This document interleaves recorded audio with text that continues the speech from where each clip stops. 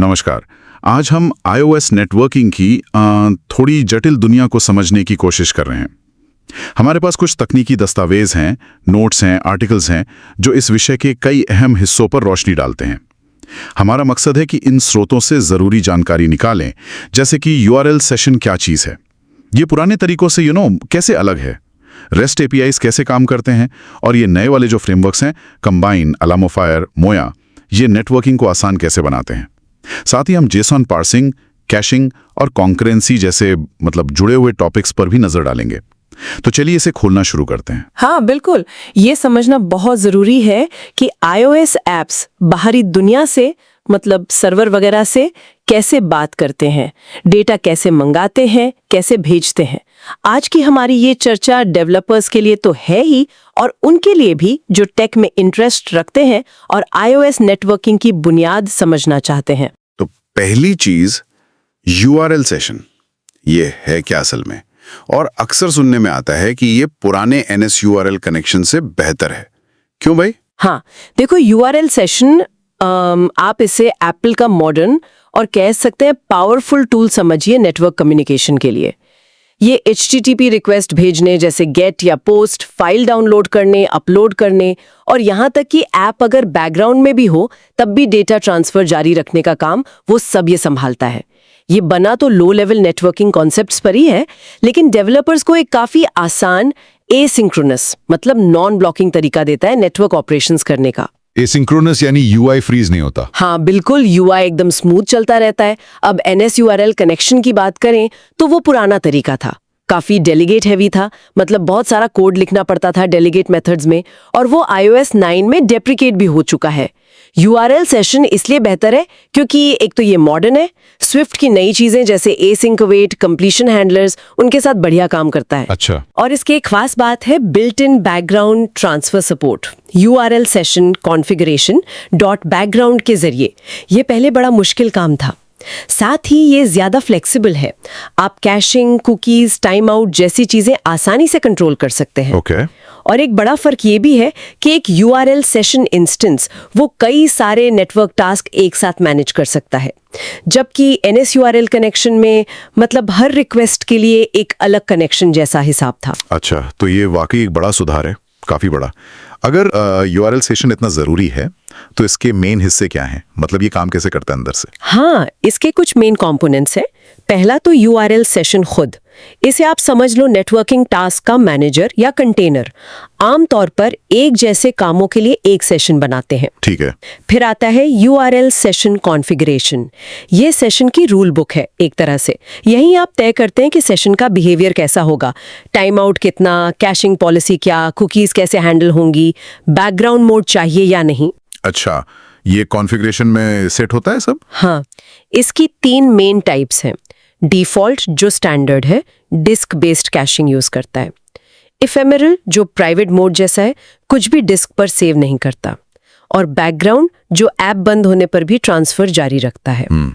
तो कॉन्फ़िगरेशन से ही सेशन को कस्टमाइज करते हैं? बिल्कुल, असली कंट्रोल यही मिलता है। तीसरा हिस्सा है URL सेशन टास्क। ये वो असल काम है जो नेटवर्क पर होना है, एक स्पेसिफिक रिक्वेस्ट। इसके भी अलग अलग टाइप हैं जिनकी बात अभी करेंगे। ओके। और चौथा जो ऑप्शनल है वो है URL सेशन डेलीगेट। अगर आपको नेटवर्क इवेंट्स पर और फाइन ग्रेन कंट्रोल चाहिए, जैसे खुद ऑथेंटिकेशन हैंडल करना हो, या रीडायरेक्ट्स देखने हो, या प्रोग्रेस ट्रैक करनी हो, तो आप डेलीगेट यूज करते हैं। आपने टास्क के अलग अलग प्रकार बताए, ये कौन कौन से हैं और कब कौन सा यूज करना चाहिए? क्या ये बस डेटा लाने ले जाने के अलग अलग तरीके हैं? जैसे API से JSON लाना है या सर्वर को थोड़ी इन्फॉर्मेशन भेजनी है, ये डेटा सीधे मेमोरी में आता जाता है। REST API कॉल्स के लिए ज्यादातर यही यूज होता है। ठीक है, जैसे JSON फैच करना। हाँ, फिर है डाउनलोड टास्क। नाम से ही क्लियर है, ये बड़ी फाइलों के लिए है, वीडियो, PDF, बड़ी इमेज। इसकी खास बात यह है कि ये फाइल को सीधे डिस्क पर एक टेम्पररी लोकेशन में सेव करता है, मेमोरी में नहीं। इससे ऐप की मेमोरी बचती है, खासकर बड़ी फाइलों के केस में। और ये बैकग्राउंड डाउनलोड भी सपोर्ट करता है। अच्छा, तो मेमोरी बच जाती है? हाँ। इसी तरह अपलोड टास्क है, ये बड़ी फाइलों को सर्वर पर भेजने के लिए है। ये भी मेमोरी से या फाइल से डेटा भेज सकता है और बैकग्राउंड में चल सकता है। ओके।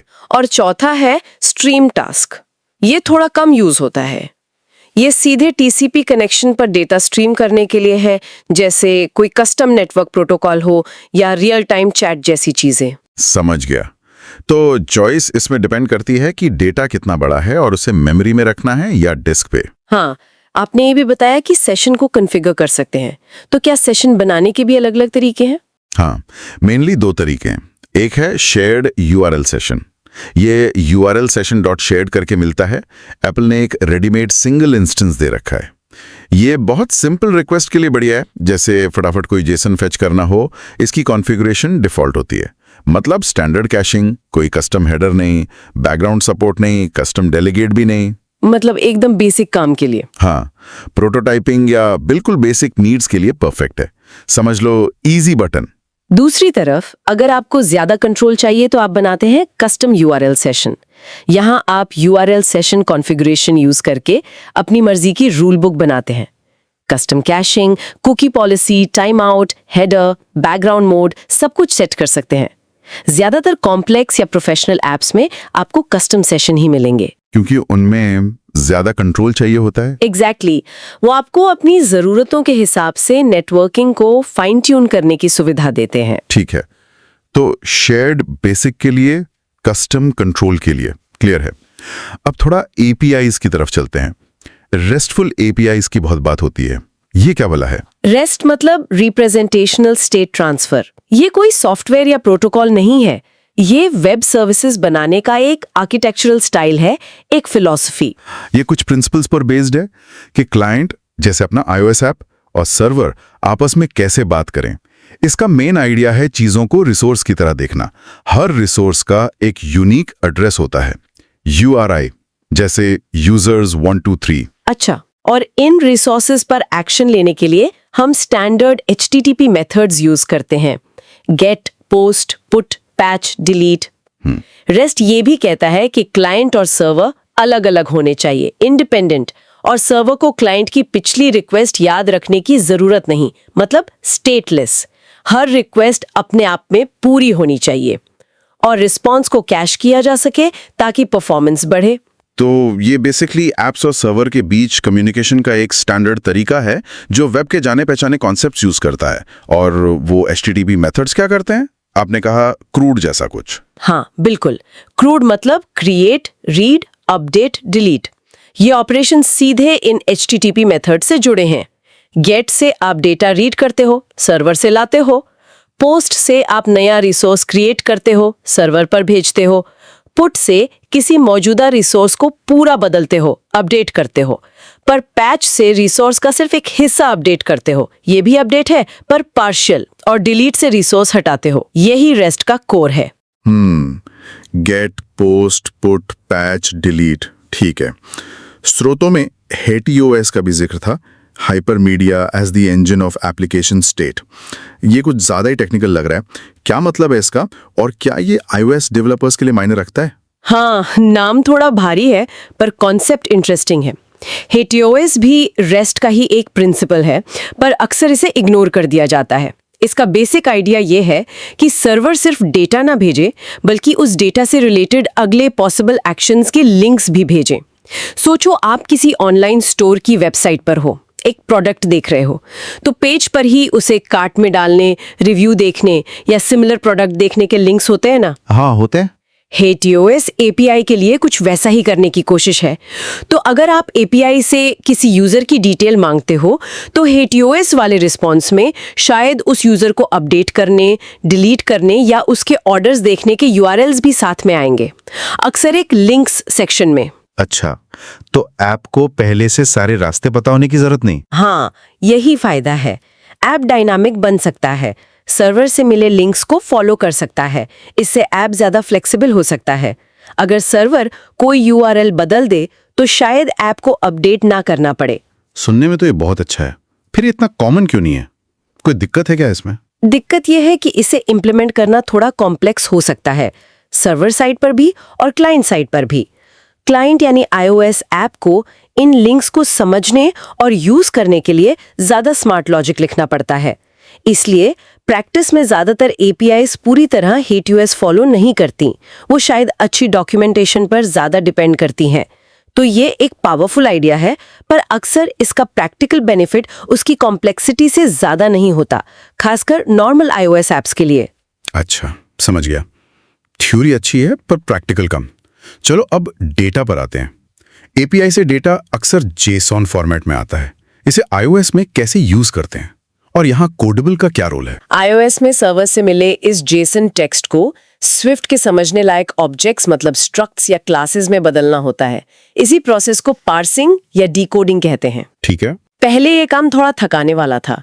NSJSON सीरियलाइजेशन यूज करके JSON को डिक्शनरी या एरे में बदलते थे, फिर मैन्युअल तरीके से हर वैल्यू को निकालते थे, उसका टाइप चेक करते थे, फिर अपने स्विफ्ट मॉडल में डालते थे।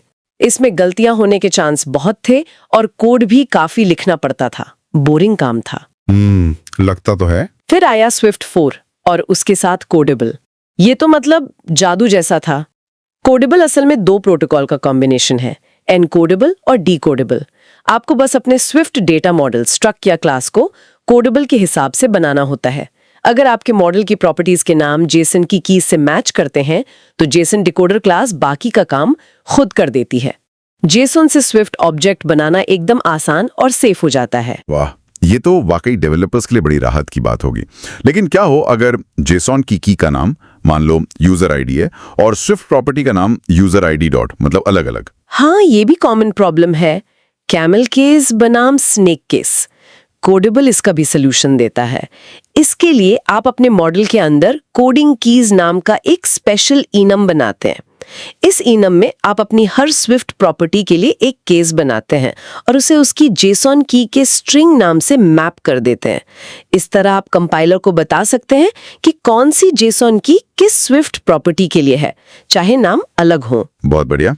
तो कोडेबल ने जेसन हैंडलिंग को काफी आसान और ज्यादा सेफ बना दिया। अब थोड़ा आगे बढ़ते हैं। iOS 13 में कंबाइन फ्रेमवर्क आया था। इसका नेटवर्किंग से क्या लेना देना है? कंबाइन, देखो एप्पल का जवाब है रिएक्टिव प्रोग्रामिंग के लिए। इसे आप टाइम के साथ बदलने वाली वैल्यूज जैसे नेटवर्क रिस्पॉन्स को हैंडल करने का एक मॉडर्न डिक्लेरेटिव तरीका समझ सकते हो। ट्रेडिशनल तरीके में हम अक्सर कंप्लीशन हैंडलर या क्लोजर यूज करते हैं। ये नेस्ट हो सकते हैं और कोड को पढ़ना समझना मुश्किल बना सकते हैं, जिसे कॉल बैक हेल भी कहते हैं। हाँ, वो तो होता है। कंबाइन इस प्रॉब्लम को सॉल्व करने के लिए पब्लिशर्स और सब्सक्राइबर्स का कॉन्सेप्ट लाता है। पब्लिशर डेटा या एरर एमिट करता है और सब्सक्राइबर उसे सुनता है। बीच में आप ऑपरेटर्स की चेन लगा सकते हो, मैप, फिल्टर, डीकोड वगैरह, डेटा को ट्रांसफॉर्म करने के लिए, एरर हैंडल करने के लिए, थ्रेड बदलने के लिए, सब कुछ एक साफ लीनियर फ्लो में। इसे आप डेटा के लिए एक पाइपलाइन बनाने जैसा समझ सकते हो। अच्छा, एक पाइपलाइन। हाँ, और URL सेशन का खुद का combine integration data task publisher है। ये सीधे एक पब्लिशर देता है जिससे नेटवर्क कॉल को कंबाइन फ्लो में जोड़ना बहुत आसान हो जाता है। इसमें एरर हैंडलिंग और सब्सक्रिप्शन को मैनेज करना, जैसे स्क्रीन बंद होने पर रिक्वेस्ट कैंसिल करना, ये सब भी काफी सिंपल है।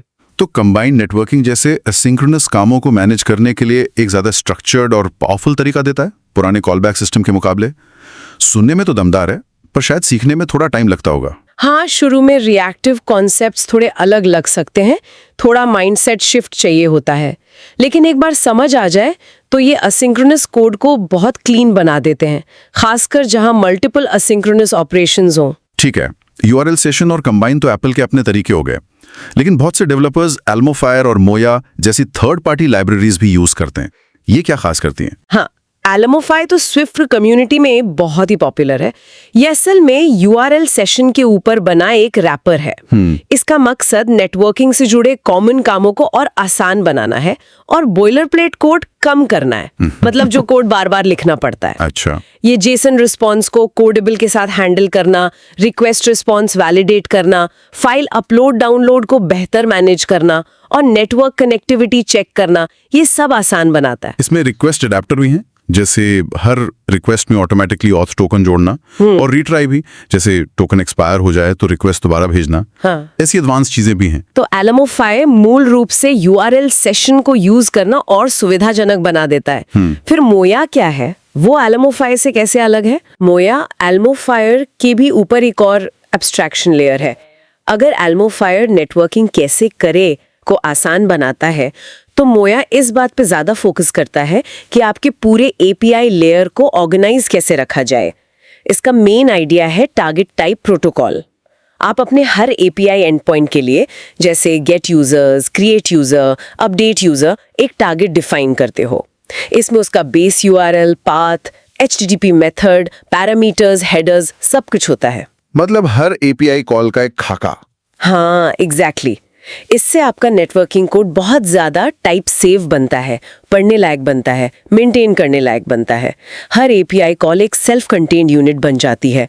मोया टेस्टिंग को भी बहुत आसान बनाता है, क्योंकि आप आसानी से हर टारगेट के लिए मॉक रिस्पॉन्स दे सकते हो। इसमें प्लगइन्स का सिस्टम भी है, जिससे आप लॉगिंग या ऑथेंटिकेशन जैसे काम आसानी से जोड़ सकते हो। तो चुनाव इस पे निर्भर करेगा कि सिर्फ यूआरएल सेशन यूज करने में आसानी चाहिए या एल्मोफायर, या पूरे एपीआई लेयर को एक स्ट्रक्चर देना है, मोया, या फिर शायद सीधे यूआरएल सेशन ही काफी है। बिल्कुल, ये प्रोजेक्ट की कॉम्प्लेक्सिटी, टीम साइज और प्रेफरेंस पर डिपेंड करता है। छोटे प्रोजेक्ट्स के लिए शायद यूआरएल सेशन या एल्मोफायर काफी हो। बड़े प्रोजेक्ट्स में मोया का स्ट्रक्चर फायदेमंद हो सकता है। तीनों ही वैलिड ऑप्शंस हैं। ये लाइब्रेरीज के बारे में जानना उपयोगी था। अब एक और जरूरी पहलू पर आते हैं, कैशिंग। ऐप को तेज बनाने और ऑफलाइन चलाने के लिए ये बहुत जरूरी है। iOS में इसके लिए क्या तरीके हैं? कैशिंग वाकई यूजर एक्सपीरियंस के लिए गेम चेंजर हो सकती है। iOS कई तरीके देता है। एक तो है URL कैश। ये सिस्टम का बिल्ट इन HTTP कैश है। ये URL सेशन के साथ मिलकर काम करता है और HTTP हेडर्स, कैश कंट्रोल, ई-टैग वगैरह के बेस पर ऑटोमेटिकली रिस्पॉन्स कैश करता है। इसे आप कॉन्फ़िगर कर सकते हैं, लेकिन ये काफी हद तक पर्दे के पीछे काम करता है। अच्छा, ये ऑटोमेटिक है? हाँ, काफी हद तक। फिर है इन मेमोरी कैश। इसके लिए अक्सर NSE कैश यूज होता है। ये डेटा को सीधे ऐप के मेमोरी में रखता है। ये सबसे तेज है, लेकिन ऐप बंद होने पर या मेमोरी कम पड़ने पर डेटा चला जाता है।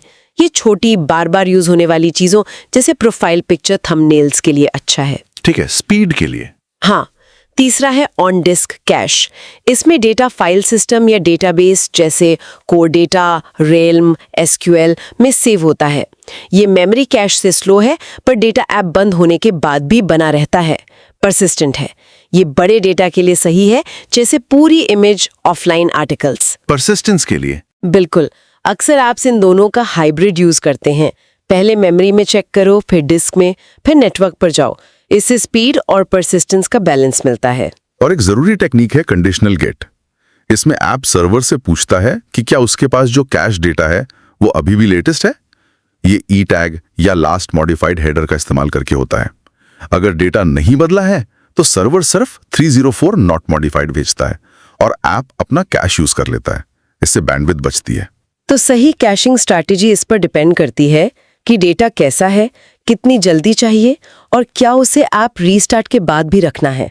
ये वाकई सोच समझकर करने वाला काम है। हाँ, और अच्छी कैशिंग से ऐप न सिर्फ तेज लगता है बल्कि ऑफलाइन होने पर भी कुछ हद तक काम कर पाता है। और ऑफलाइन की बात आई तो ऐप को कैसे पता चलता है कि इंटरनेट चल रहा है या नहीं? ये जानना बहुत जरूरी है, ताकि ऐप बेकार में नेटवर्क रिक्वेस्ट ना भेजे या यूजर को बता सके कि कनेक्शन नहीं है। iOS 12 के बाद से सबसे अच्छा तरीका है नेटवर्क फ्रेमवर्क का NW पाथ मॉनिटर यूज करना। यह आपको नेटवर्क की स्थिति की लाइव जानकारी देता है, कनेक्टेड है या नहीं, वाईफाई है या सेल्यूलर, कनेक्शन महंगा, मीटर्ड है या नहीं, और बदलाव होने पर बताता भी है। अच्छा, ये लाइव अपडेट देता है? हाँ, पुराने तरीकों में ऐसी नेटवर्क रीचेबिलिटी यूज होता था, जो एक CAPI है, या फिर एल्मोफायर का नेटवर्क रीचेबिलिटी मैनेजर जैसे रैपर। पर अब NW पाथ मॉनिटर रेकमेंडेड है। यानी अब स्थिति की निगरानी करना काफी आसान हो गया है। एक आखिरी सवाल, नेटवर्किंग एसिंक्रोनस होती है, मतलब रिक्वेस्ट भेजकर जवाब का इंतजार करना पड़ता है। इस दौरान UI को फ्रीज नहीं होना चाहिए। यहाँ कंकरेंसी और GCD का क्या रोल है? बिल्कुल सही पॉइंट। अगर नेटवर्किंग कॉल मेन थ्रेड पे चलेगी तो ऐप हैंग हो जाएगा, बुरा एक्सपीरियंस। यहीं पर कॉन्करेंसी मतलब एक साथ कई काम करने की एबिलिटी काम आती है। Grand central dispatch GCD Apple का वो लो लेवल सिस्टम है जो इस काम को आसान बनाता है। बजाय इसके कि डेवलपर खुद थ्रेड बनाए और मैनेज करे, जो बहुत मुश्किल और एरर प्रोन हो सकता है। GCD आपको काम को क्यूज में डालने की सुविधा देता है। अच्छा, क्यों में? हाँ, सिस्टम फिर इन क्यूज को मैनेज करने के लिए थ्रेड्स का एक पूल एफिशिएंटली यूज करता है और ये तय करता है कि कौन सा काम कब और किस थ्रेड पर चले। सबसे जरूरी बात, ये UI से जुड़े कामों को हमेशा मेन क्यू पर चलाता है ताकि ऐप रिस्पॉन्सिव रहे, और नेटवर्किंग जैसे लंबे चलने वाले हैवी कामों को बैकग्राउंड क्यू में डाल देता है। तो ये अपने आप हो जाता है। URL सेशन और कंबाइन जैसे APIs अंदर ही अंदर GCD का इस्तेमाल करते हैं, तो नेटवर्किंग बैकग्राउंड में होती है और ऐप का UI स्मूथ चलता रहता है। तो GCD वो इंजन है जो एसिंक्रोनस ऑपरेशंस को पर्दे के पीछे एफिशिएंटली मैनेज करता है। तो हमने आज iOS नेटवर्किंग की काफी गहराई से पड़ताल की, URL सेशन की नींव से शुरू किया, रेस्ट और जेसन की भाषा को समझा, कोडेबल से डेटा हैंडलिंग आसान बनाई, कंबाइन और लाइब्रेरीज जैसे एलमोफायर, मोया से कोड को बेहतर किया, और फिर कैशिंग और नेटवर्क रीचेबिलिटी से यूजर एक्सपीरियंस को बेहतर बनाने के तरीके देखे। साफ है कि ये सब चीजें आज के iOS डेवलपर के लिए कितनी जरूरी हैं। बिल्कुल, सार यही है कि URL सेशन वो बेस है जिसे समझना जरूरी है। कोडेबल डेटा को संभालना बहुत आसान बनाता है, कंबाइन एसिंक्रोनस कोड को मॉडर्न लुक देता है, एलमोफायर, मोया काम को और सिंपल या ऑर्गेनाइज कर सकते हैं, और अच्छी कैशिंग और नेटवर्क चेकिंग एक बेहतरीन ऐप एक्सपीरियंस के लिए मतलब बहुत क्रिटिकल है। आज की इस पूरी बातचीत से एक सवाल मन में आता है जिस पर और सोचा जा सकता है। जैसे जैसे एप्स ज्यादा डेटा इंटेंसिव और रियल टाइम होते जा रहे हैं, क्या हमेशा सिर्फ रेस्ट और ये क्लाइंट द्वारा डेटा खींचने वाला पुल मॉडल काफी रहेगा, या फिर वेब सॉकेट्स जैसे प्रोटोकॉल्स जो सर्वर को क्लाइंट को डेटा पुश करने देते हैं डेटा, या GraphQL जैसी क्वेरी लैंग्वेज जो क्लाइंट को ठीक वही डेटा मांगने देती हैं जिसकी उसे जरूरत है, न कम न ज्यादा। क्या ये भविष्य में iOS नेटवर्किंग में और भी बड़ी भूमिका निभाएंगे? ये यकीनन सोचने और एक्सप्लोर करने के लिए एक दिलचस्प दिशा है।